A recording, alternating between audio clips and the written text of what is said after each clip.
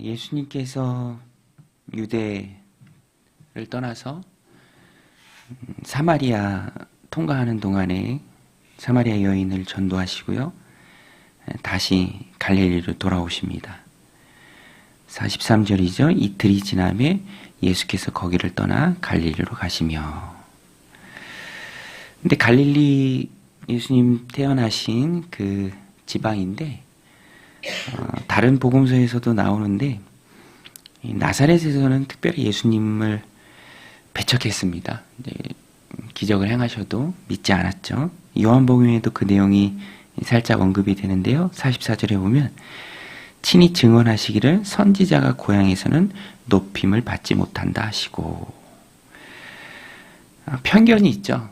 예수님 어린 시절 또 식구들, 형제들, 누이들 다 봤던 그 지역 예수님 고향 사람들은 회의적이었습니다. 예수님 다 안다, 잘하는 거 다 봤다.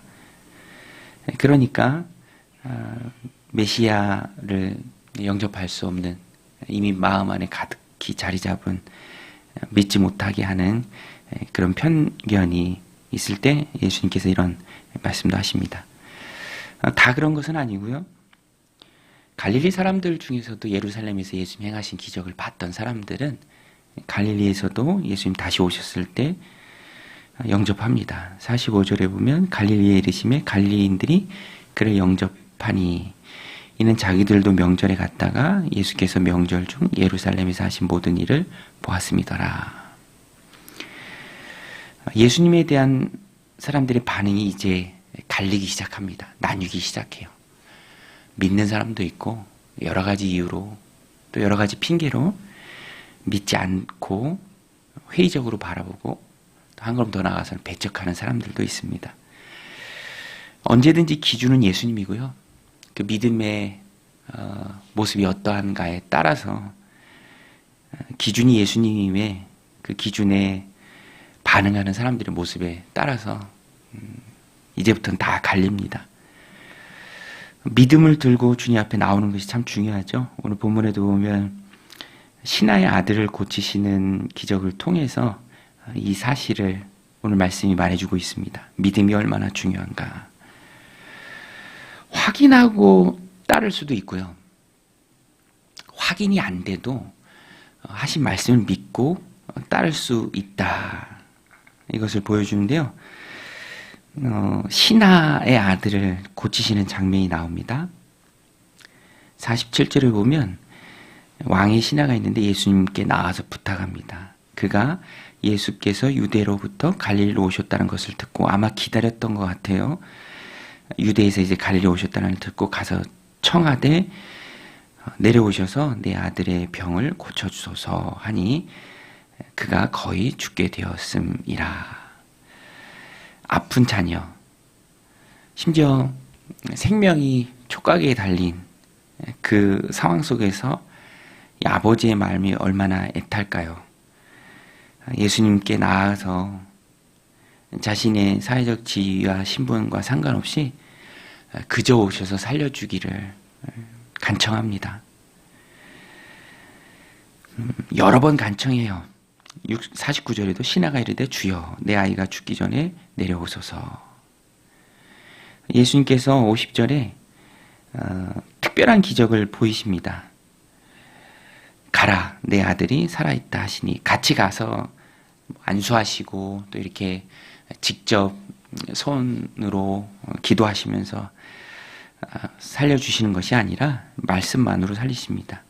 예수님께는 어떤 방법이든 상관이 없습니다. 어떤 방법이든 다 가능하죠. 하나님이시기 때문에 우리 편에서는 참 놀랍죠. 그런데 여기서 신하가 보여준 믿음의 행동이 있습니다. 예수님께서 그렇게 말씀하셨는데 그 말씀을 의지해서 가요. 믿고 갑니다.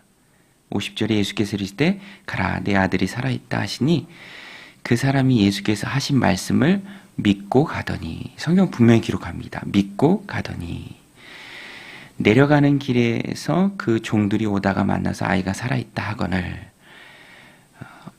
믿고 가는 동안에 집에서 나온 종들을 만나서 아이가 살아있다라는 그 소식을 듣게 됩니다. 믿음의 힘이죠.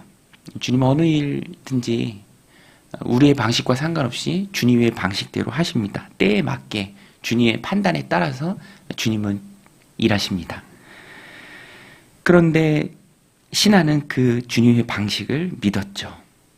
눈으로 확인할 수는 없고 같이 가주시지는 않았지만, 동행하시진 않았지만, 가라, 내 아들이 나았다, 살았다, 그 말씀을 믿고 갔을 때 놀랍게 역사하시는 주님의 그 권능을 체험합니다.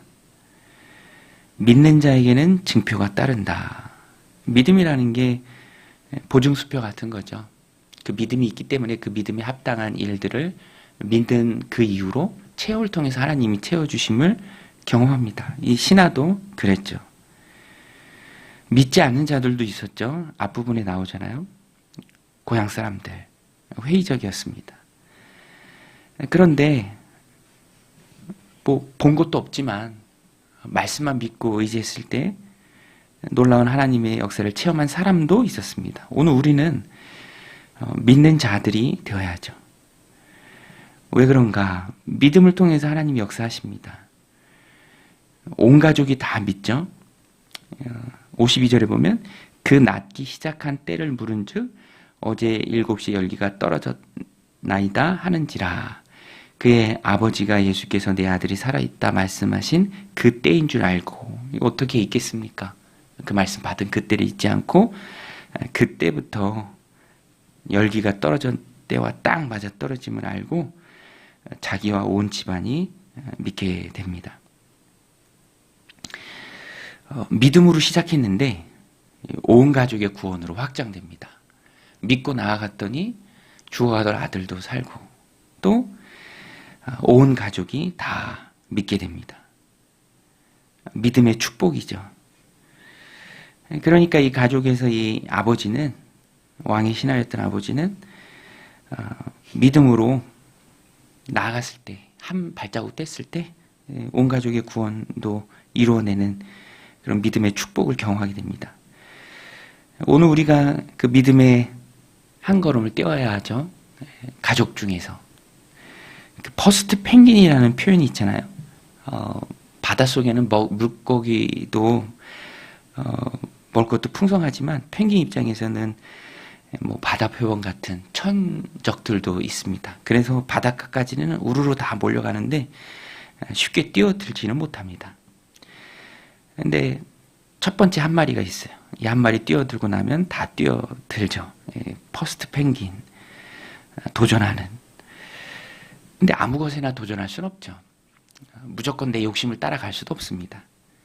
오늘 본문이 우리가 믿고 따라가야 할 그 근거를 분명하게 제시합니다. 그것은 바로 주님의 말씀이죠. 주님의 말씀을 믿는 것이 실망하지 않는, 반드시 역사를 이루신 하나님을 경험하는 그 기준입니다. 삶의 여러 영역에서 우리는 주님의 말씀을 믿고 가야 합니다. 이것이 하나님의 뜻이다. 하나님 나라를 위한 일이다. 내가 이렇게 하길 원하신다. 삶의 전 영역에서, 가정에서, 또 일터에서, 공동체에서, 모든 관계 속에서 하나님 주시는 마음이 내게 있다면 일단 믿고 가는 것이죠. 확인이 돼서 가는 게 아니라 주님을 신뢰하는 마음으로 가는 것입니다. 믿어도 사람의 말을 믿는 것이 아니라 하나님의 말씀을 믿어야 합니다. 다윗이 그런 고백도 하잖아요. 내가 선택할 때 사람의 손에 빠지지 않고 하나님의 손에 빠지길 원한다. 하나님은 반드시 역사하시는 분입니다. 우리를 실망시키지 않는 분이시죠. 왜 그렇습니까? 신실하신 분이기 때문에 그래요. 말씀으로도 놀라운 일을 행하시는 분이시죠. 그래서 52절에 보면 그의 아버지가 예수께서 내 아들이 살아있다 말씀하신 그때인 줄 알고 그 온 집안이 다 믿으니라. 신뢰가 있으면 흔들리지 않습니다. 보고 믿는 사람이 있고요. 또 보지 않고도 믿는 사람이 있습니다. 오늘 우리는 보지 않고 믿는 사람이 되어야 합니다. 오늘 이 새벽 우리가 기도할 때 여러 가지 기도 제목들 하나님 앞에 아뢰고 기도의 테이블 위에 올려놓고 하나님 앞에 기도할 때 하나님 주시는 음성이 있을 겁니다. 어떤 음성인지 우리가 잘 들어야죠. 또 그것에 확신을 가져야 합니다. 기도는 확신이 세워지는 자리죠. 하나님을 향한 신뢰감이 커지는 자리입니다. 하나님, 오늘 이 왕의 신하처럼 어떤 말씀이든 하나님 내 마음 가운데 주시는 감동이 있다면 내가 그 말씀 붙들고 나아가길 원합니다. 하나님은 전능하신 분입니다. 우리 주님께서는 말씀으로도 역사하시는 분입니다. 그 믿음, 기도하는 가운데 굳건히 또 주님 세워주심에 믿고 나아가는, 그리고 하나님이 세워주시는, 채워주시는 그런 놀라운 기적을 경험하고, 또 그것이 밑거름이 되어서 우리의 가족들, 사랑하는 우리 자녀손들 다 믿음의 자리에서 함께 하나님 예배하고 찬양하는 그런 일들이 퍼스트 펭귄 같은 나의 믿음을 통해서, 기도의 시간을 통해서 하나님 이루어지옵소서. 우리 함께 기도하며 주님 앞에 나가도록 하겠습니다. 하나님 아버지, 오늘도 저희들 주님 전을 불러주시고 또 이 새벽